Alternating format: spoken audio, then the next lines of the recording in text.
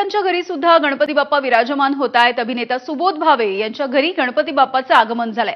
सुबोध भावे यांनी सहपरिवार बाप्पांची प्राणप्रतिष्ठा आणि आरती सुद्धा केली आहे। भावे कुटुंबियांनी यंदा कार्तिक आणि गणपती यांच्यावरती आधारित असा घरगुती देखावा सुद्धा साकारलेला आहे।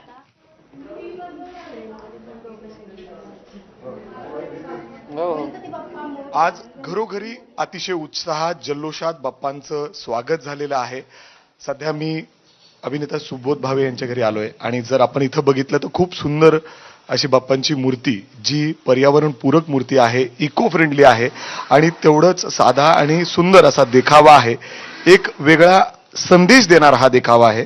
आपल्या सुबोध भावेजीत एक वेगळा संदेश द्यायचा आहे। खरं तर तुम्ही आणि तुमची मुलं मिळून हा देखावा तयार करत असता।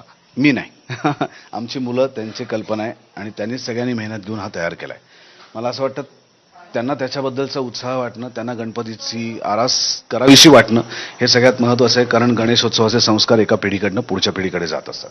आम्ही लहान असताना आम्ही करायचो, आता ते लहान आहेत, ते शाळा कॉलेजमध्ये आहेत, त्यामुळे आता ते करतात आणि त्यांचं पार्टिसिपेशन, त्यांची आयडिया, त्यांनी त्या छोट्या छोट्या गोष्टींवरती मेहनत घेऊन काम करणं हे सगळ्यात महत्त्वाचं आहे। त्यामुळे तो कसाही असू देत, तो माझ्यासाठी खूप महत्त्वाचा आहे। अगदी खूप सुंदर आहे। काय संदेश देताय यातून?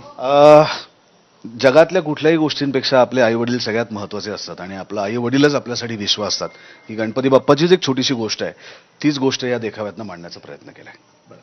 खरं तर पुण्यामध्ये ज्या पद्धतीने सार्वजनिक मंडळांकडून सुंदर सुंदर देखावे बसवले जातात, वेगवेगळा सामाजिक संदेश देण्याचा प्रयत्न होतो, त्यातच घरगुती बाप्पांचं देखील सुंदर देखावे आणि यातून देखील एक चांगला संदेश देण्याचा प्रयत्न या ठिकाणी होताना दिसतोय।